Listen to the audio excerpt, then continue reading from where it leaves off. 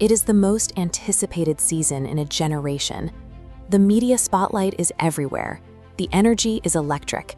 And for once, the expectation isn't just survival, it's a championship. The Jets had finally secured their messiah, a 4-time MVP, a Super Bowl winner, and a legend brought in to finally exorcise decades of franchise demons. 4 snaps. That is how long the dream lasted, before a torn Achilles ended the season on the very first Monday night.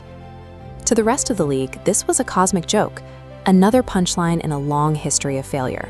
But to the fans in the building, it felt like a familiar script.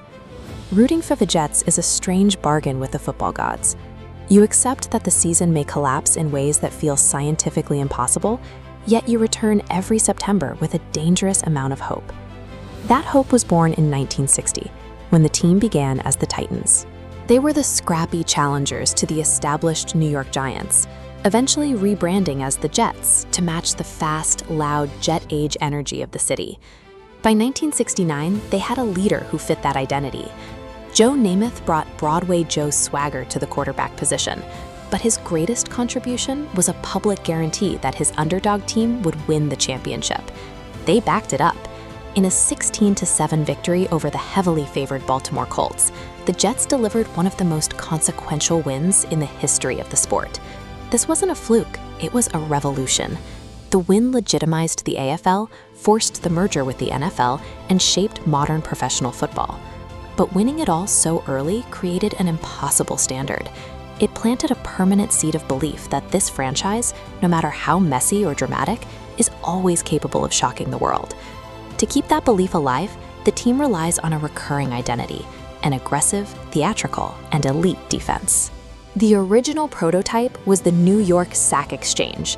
They were loud, feared, and famous for the sack dance, a unit that gave the fans an attitude they could rally around. That tradition evolved into modern perfection with Darrelle Revis. Revis Island meant one side of the field simply ceased to exist for opposing quarterbacks, turning defense into a dominant weapon. While the defense provides the swagger, the offense often provides the heart through players who feel deeply relatable. You see it in the stoic greatness of Curtis Martin. He offered a sense of calm and dependability in a sport where both are rare, becoming a Hall of Famer through quiet character and relentless work. Fans see themselves in the undersized, undrafted receivers who take hits and get back up, proving that effort and grit can still find a home in a chaotic organization.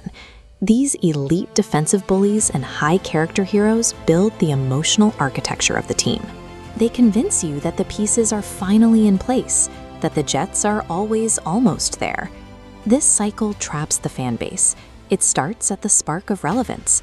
In 1998, they rebuilt credibility overnight, reaching the AFC Championship. Then came the collapse, a season-ending quarterback injury, followed by their coach resigning to join their biggest rival.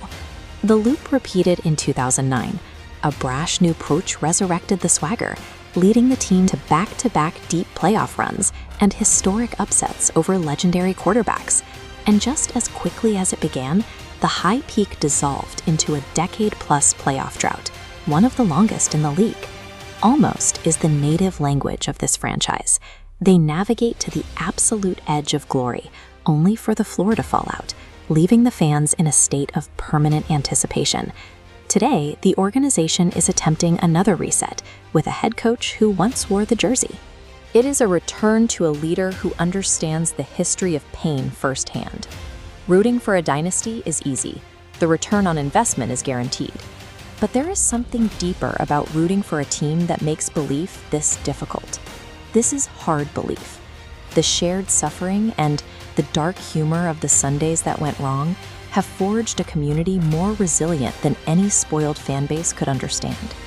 A second Super Bowl championship would represent a generational rescue from football purgatory. For the fans who stayed grounded through every collapse, it will be the most meaningful, hard-earned victory in the history of the sport.